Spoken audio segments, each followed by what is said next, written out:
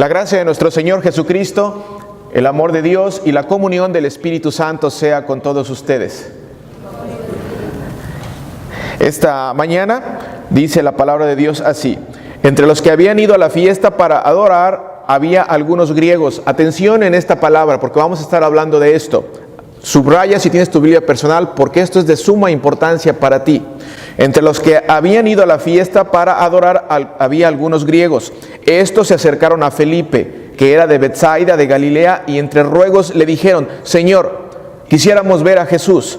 Felipe fue y se lo dijo a Andrés, y Andrés y Felipe se lo dijeron a Jesús. Jesús les dijo: ha llegado la hora de que el Hijo del Hombre sea glorificado. De cierto les digo que si el grano de trigo no cae en la tierra y muere, se queda solo. Pero si muere, lleva mucho fruto. El que ama su vida, la perderá. Pero el que aborrece su vida en este mundo, la guardará para vida eterna.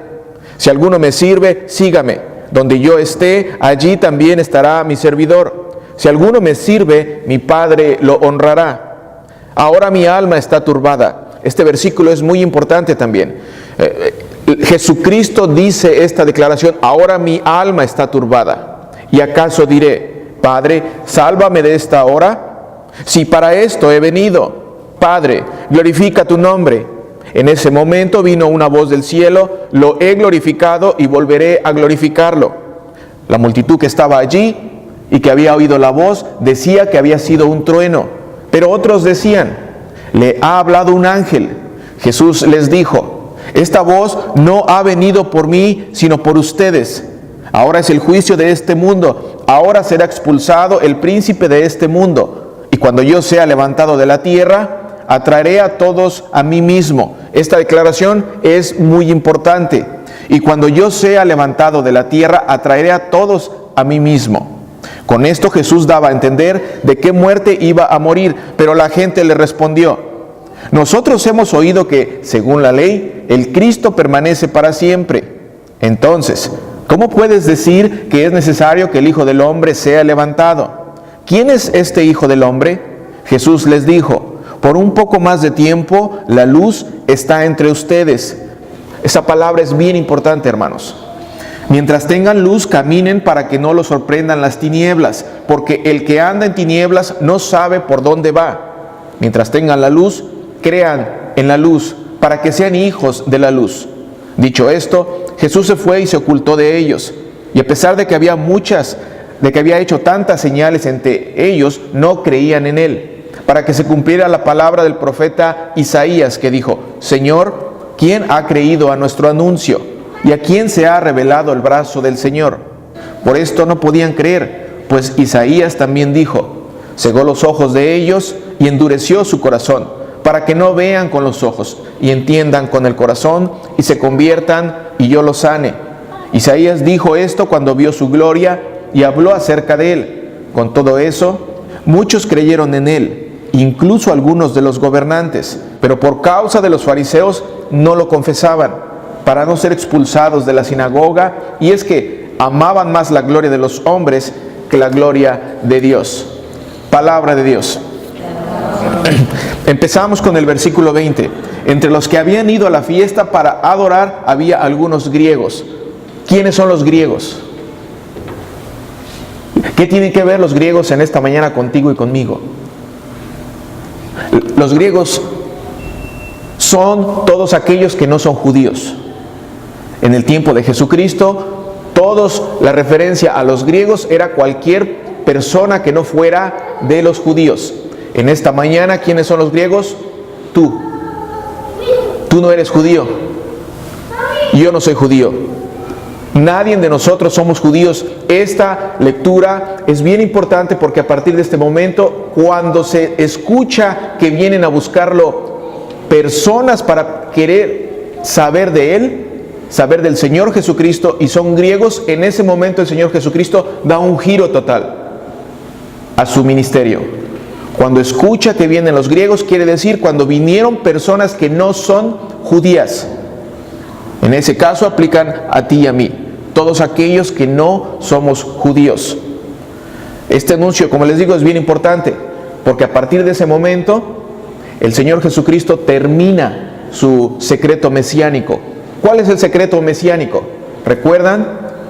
Antes de esta lectura, todo el periodo de Jesucristo, cuando está haciendo milagros, cuando hace sanaciones, cuando expulsa demonios, ¿qué es lo que le dice a toda la gente después de que hace una señal? No le digan a nadie. No le digan a nadie. ¿Por qué? Porque su hora todavía no había llegado. Pero en este domingo, cuando estamos haciendo esta lectura, cuando estamos celebrando Domingo de Ramos es el momento en el que el Señor inicia su camino o su entrada a Jerusalén para ser crucificado, para ser vituperado, para ser azotado. A partir del Domingo de Ramos, la historia de la salvación continúa o se va acercando a su culminación, lo cual llega a ser la culminación en la cruz. Esto es bien importante porque a partir de esta lectura el secreto mesiánico se acaba. Ahora el Señor Jesucristo inicia abiertamente, públicamente. ¿Por qué? Porque si han venido gente que no son judíos, quiere decir que ahora el mensaje del Evangelio se ha expandido. Y si el mensaje del Evangelio se ha expandido y ahora ya lo están buscando algunos griegos, quiere decir que ahora ya está listo todo, ya está preparado para que el Señor vaya a la cruz del Calvario. No le digan nada a nadie, decía antes, pero ahora completamente diferente. Versículo 21. Estos se acercaron a Felipe. Felipe, ¿quién es? Es uno de sus discípulos, un israelita, uno de los discípulos del Señor, que era de Betsaida, de Galilea, dice la lectura. Y entre ruegos le dijeron: Señor, quisiéramos ver a Jesús. Felipe fue y se lo dijo a Andrés. Esto es bien importante, queridos hermanos, porque en este momento se acercan a Felipe y Felipe no los lleva al Señor Jesucristo. Felipe no los lleva, lo lleva con Andrés. Aquí, queridos hermanos, podemos decir que ¿quién conoce el término de que en todos lados se cuecen habas? ¿Son familiar con ese término? En todos lados, aún hasta con los discípulos, hay todavía no credibilidad. Aún dentro de los discípulos hay gente que todavía no sabe ni ha entendido que el mensaje es para todos, para todas las naciones, para toda la gente. Se acercaron a Felipe y Felipe decide ir. En vez de llevarlos con el Señor, va con Andrés. Aquí, Felipe, como les digo, aún siendo un discípulo del Señor, dudó en llevar a gente de otra raza a Jesucristo. Esta es una enseñanza muy importante para ti en esta mañana.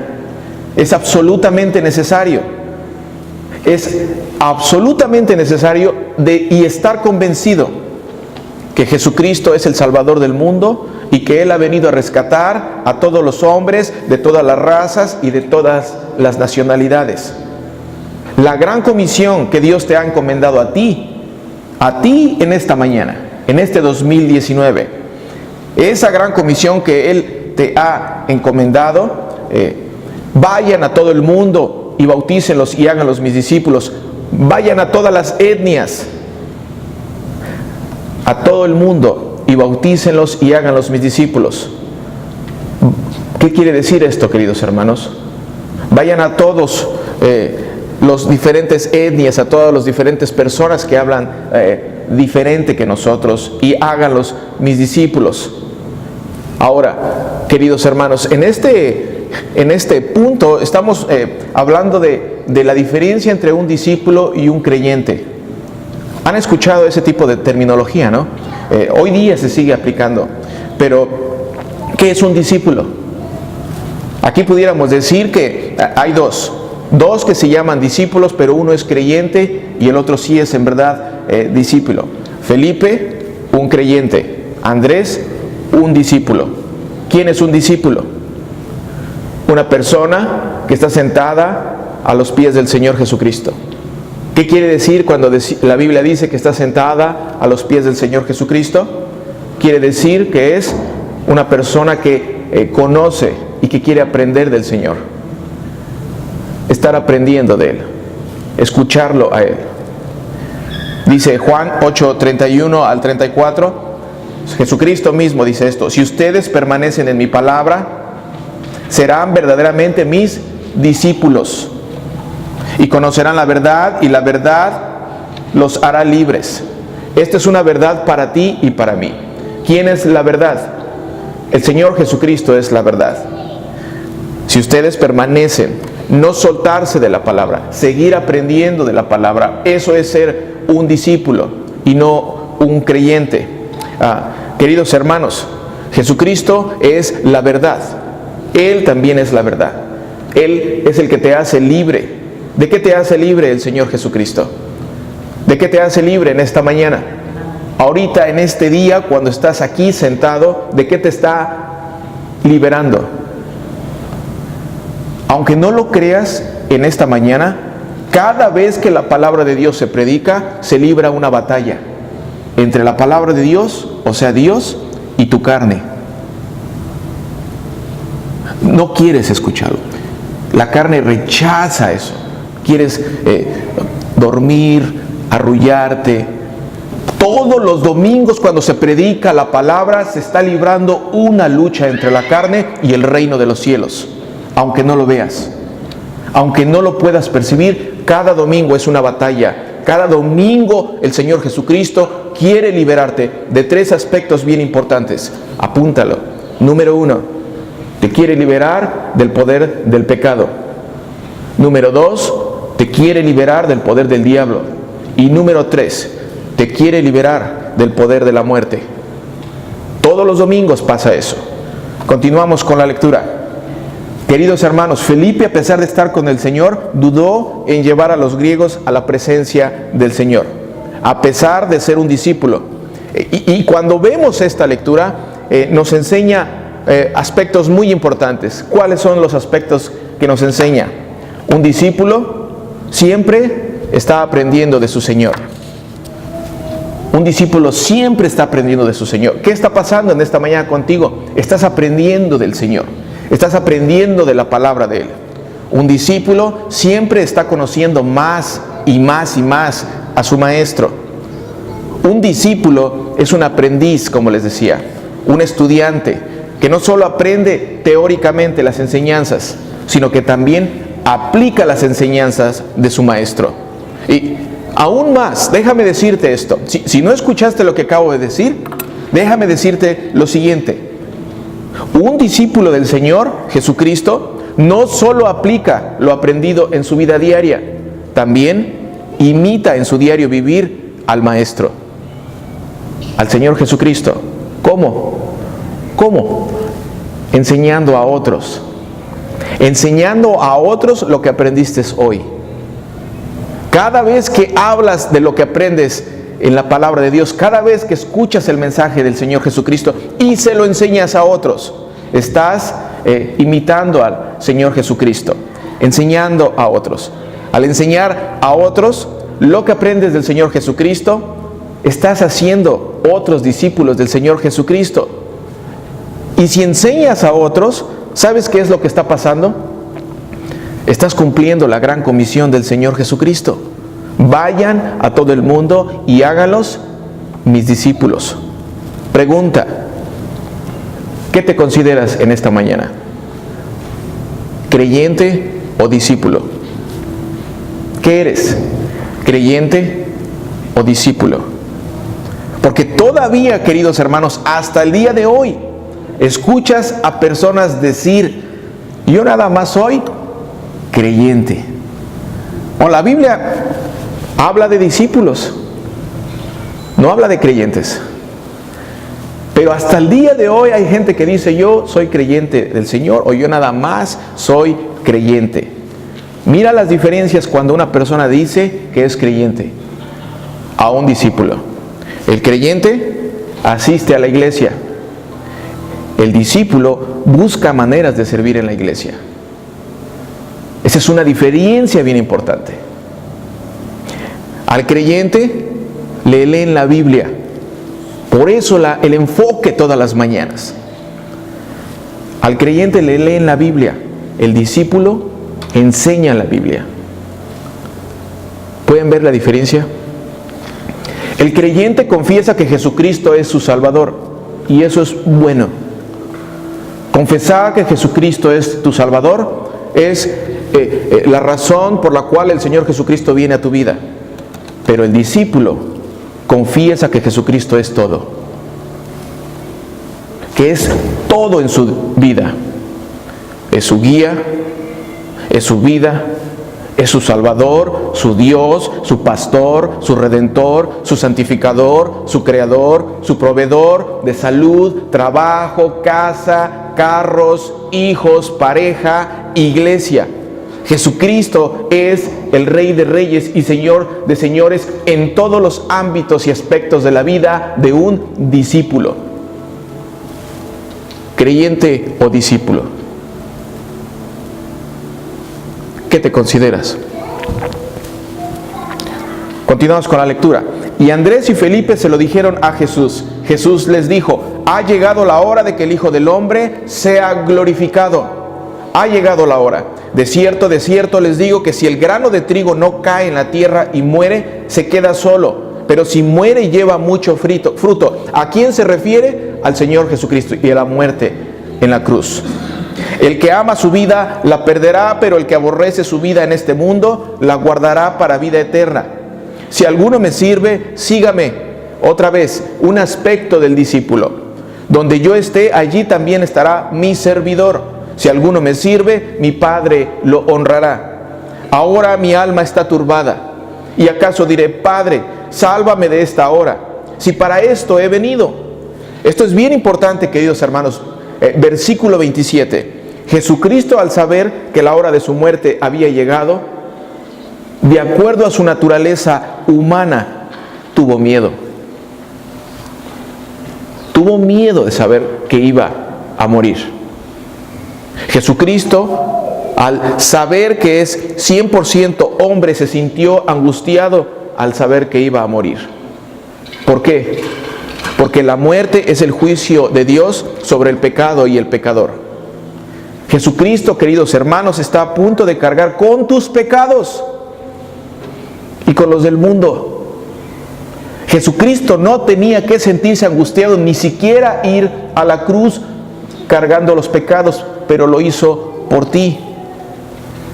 Jesucristo está iniciando a partir de este domingo de Ramos su camino hacia la cruz para ser considerado el peor de los pecadores y ser tu sustituto. Ser el Cordero de Dios que quita el pecado del mundo. Por eso dice esto. Pero en el momento en el que el Señor Jesucristo dice que su alma está angustiada, en ese momento también dice: Padre, glorifica tu nombre. ¿Por qué Jesucristo dice: Padre, glorifica a tu nombre? Porque en el momento en el que Él va a ir a la cruz, sabe que va a morir. Y saben que dice un teólogo muy importante del siglo pasado, el teólogo Paul Kreutzmann. Mira lo que dice con respecto a esta declaración del Señor. La oración de cada cristiano antes de morir es la misma que el Señor Jesucristo. Padre, ahora mi alma está turbada. Glorifica tu nombre en mí y que se haga tu voluntad y no la mía. Esa es una de las oraciones que todos en algún momento vamos a hacer. La hora ha llegado. Glorifica tu nombre. Pero que no se haga mi voluntad, sino la tuya. Y en ese momento, dice la lectura, vino una voz del cielo: lo he glorificado y volveré a glorificarlo. La voz del cielo, queridos hermanos, es la voz del Padre que ha glorificado a Jesucristo. De hecho, Jesucristo comparte la misma gloria del Padre desde la eternidad. Pero aquí se refiere a dos momentos muy importantes en la historia de la salvación. La voz del cielo, sabemos que cada vez que viene la voz del cielo es la voz del Padre, la voz de Dios Padre. Dos momentos en los cuales Dios Padre ha glorificado al Señor Jesucristo. Número uno, en el momento de su encarnación. Y número dos, en la pasión y el sufrimiento en la cruz. Versículo 29. La multitud que estaba allí y que había oído la voz decía que había sido un trueno. pero otros decían, le ha hablado un ángel. Jesús les dijo, esta voz no ha venido por mí, sino